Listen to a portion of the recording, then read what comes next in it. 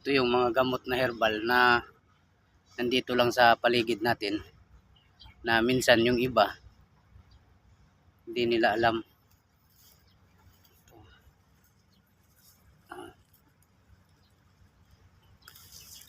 Tawa-tawa para sa dengue. Ayan.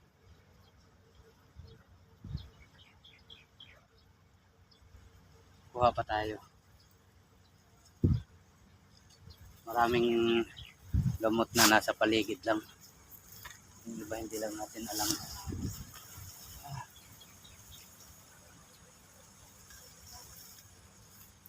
Ito, may pakita pa ako sa inyo. Ito yung gamot na mabisa sa yan, kidney stone breaker.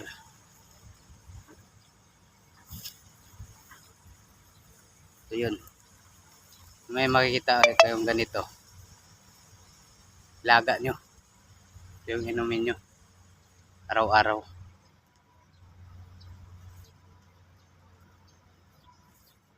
Buka pa tayo ng tawa-tawa. Marami pa dito.